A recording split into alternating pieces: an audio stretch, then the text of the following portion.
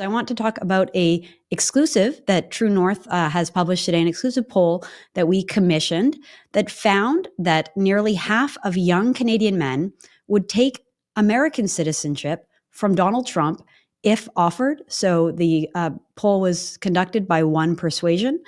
45% of young men aged 18 to 34 would take American citizenship, and 46% would reject it. So just right about half. Next, we saw that the willingness sharply decreased as men got older. So only 15% of men 55 and older said that they would.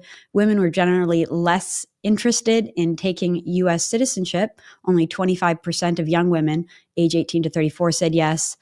Dropped to 18 for women 35 to 55, and then only 7% 55 and older. It kind of makes sense. As you get more established, you're less likely to take a risk and move to another country. One thing that I thought was really interesting was that the education level mattered. It was a strong factor influencing whether they would be willing to take this offer. So only 13% of respondents with a high school education or less said that they would take U.S. citizenship, but it rose steadily with education levels. So 19% of community college or trade educated said that they would take the offer, 25% with a bachelor's degree, and up to 35% for those with a postgraduate degree.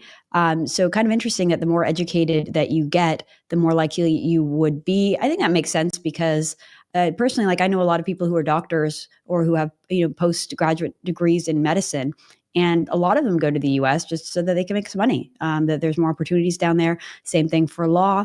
Same thing probably for universities. There's so many more universities down there. So if you have a PhD, you might be more likely to be able to get a job down there. Tom, I want to get your thoughts on this. You worked in a university. What do you think about the fact that the more education you have, the more likely you would be to want to join and become an American? Well, I think it makes sense. It's a country is 9 times as big, at least the United States, and there are more opportunities down there. And many of these jobs are more highly paid in the United States, and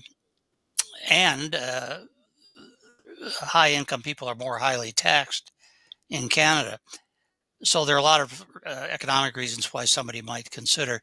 I would just add one footnote as somebody who actually has American citizenship because I was born and grew up there. If these people realize that if they obtained American citizenship, or even if they went to the United States and worked there on a green card, they would have to file with the Internal Revenue Service for the rest of their life, even if they came back to Canada later. So there are some downsides that perhaps not everybody realizes. But yeah, that's right. See why it looks attractive. Yeah, my stepmother, who's lived in Canada for 40 years, but she grew up in Boston. She's American. It drives her crazy having to file her taxes every year to the point where she's even considered renouncing, but then that's so much paperwork and money that she said, forget it.